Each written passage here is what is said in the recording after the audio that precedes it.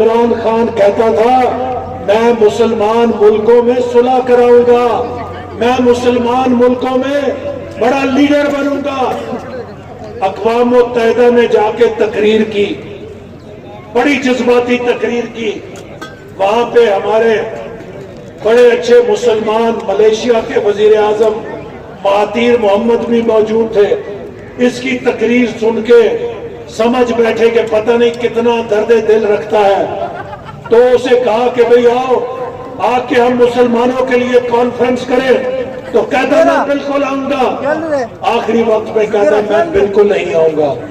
تو مہاتیر کو نہیں پتا تھا کہ یہ تو ہر بات پہ یو ٹرن لے لیتا ہے۔ تو اس لیے آج پاکستان کی خارجہ پالیسی پر بھی تماشا بن گیا۔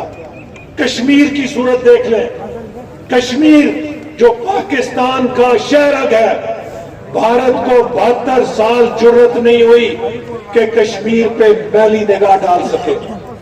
نواز شریف کو یہ کہتا تھا مودی کا یار، اس مودی کو جرت نہیں ہوئی 5 سال نواز شریف وزیر اعظم تھا کہ مودی کشمیر پہ میلی نگاہ ڈال سکے۔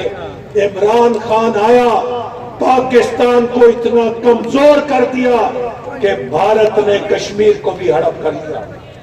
میں پوچھنا چاہتا ہوں کہ عمران خان آج 140 دن ہو گئے ہیں، تم نے کشمیر کے لیے، کشمیر کے عوام کے لیے سوائے بیان دینے کے کیا کیا ہے؟ تم نے کتنے ملکوں کا دورہ کیا ہے؟ تم اسلامی سربراہی کانفرنس کیوں نہیں بلا سکے؟ یہ نالائق، نا تجربے کار، ناکام حکمران اب پاکستان کی سلامتی کے لیے خطرہ بن چکا ہے۔ میرے بھائیوں، ہمیں اسے نکالنا ہے، پاکستان کو بچانا ہے، اور پاکستان کو بچانے کا ایک ہی راستہ ہے کہ نیا الیکشن کرایا جائے، دھاندلی کی حکومت، سلیکشن کی حکومت کو چھوڑ کے الیکشن کی حکومت لائی جائے، سلیکٹڈ کی جگہ الیکٹڈ لے کر آئے جائیں، تاکہ وہ پاکستان کے عوام کو اس مہنگائی سے نکالے، پاکستان کو اس تباہی سے نکالے، پاکستان کا جھنڈا پھر دنیا میں بلند کریں۔ ہم انشاءاللہ تعالی مسلمان ممالک کے اندر دوبارہ پاکستان کا نام روشن کریں گے۔ اور آخر میں یہ بات ضرور کہنا چاہتا ہوں کہ پاکستان کی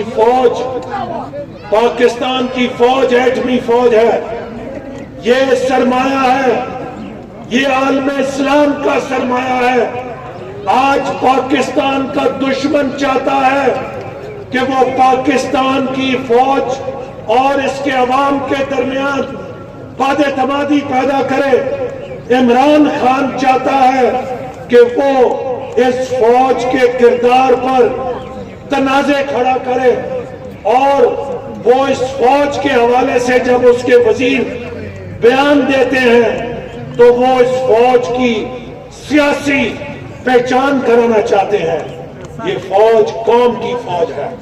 اس قوم کا ہر سپاہی جو آج سیاچن سے لے کر ہمارے بارڈر پہ کھڑا ہے، وہ پاکستانی فوج، پاکستانی قوم کی ایک شان ہے، ایک آن ہے۔ لہذا میں چاہتا ہوں کہ ہماری عسکری قیادت بھی ضرور اس بات پہ توجہ دے کہ اگر یہ حکمران اپنی نالائکیوں کی سزا، اپنی نالائکیوں کا بوجھ ہماری فوج پہ پھینکنا چاہتے ہیں تو ہمیں اس سازش سے باخبر رہنا چاہیے۔ ہم نہیں چاہتے کہ ہماری فوج کا کردار کسی بھی طرح متنازع ہو، چونکہ پاکستان کا دشمن ہماری فوج کے کردار پہ وہ چاہتا ہے کہ تنازع کھڑا کرے، اور ہم نے اس سازش کو ناکام بنانا ہے۔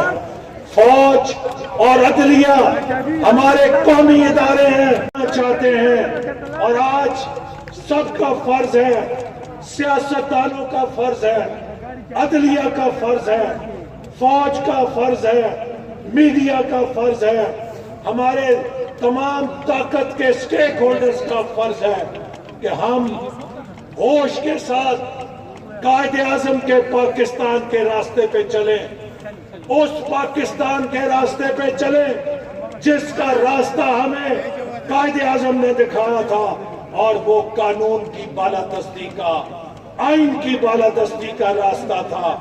اس ملک کے 22 کروڑ عوام کے حق کو تسلیم کرنے کا راستہ تھا، جمہور کے آواز کو تسلیم کرنے کا راستہ تھا۔ یہ پوری قوم اپنی فوج کے پیچھے کھڑی ہوگی تو کوئی دنیا کی طاقت اسے شکست نہیں دے سکتی۔ یہ قوم اپنی معیشت کے ساتھ تمام ساتھیوں کو میں دل کی گہرائیوں سے خوش آمدید کہتا ہوں۔ وہ قائد اعظم کے قافلے میں شامل ہوئے ہیں، وہ نواز شریف کے قافلے میں شامل ہوئے ہیں، وہ پاکستان کی ترقی کے قافلے میں شامل ہوئے ہیں، وہ پاکستان کے مستقبل کے قافلے میں شامل ہوئے ہیں۔ انشاءاللہ تعالی ان کا یہ فیصلہ اس علاقے کے لیے اور ان کے لیے اور ان کی سیاست کے لیے، سب کے لیے ایک بہترین فیصلہ ثابت ہوگا۔ میرے بھائیوں اور بزرگوں، آج سے 3 دن پہلے میرے بازو کی سرجری ہوئی، طاقت اس کی طرف پھیلی نگاہ نہیں ڈال سکتی۔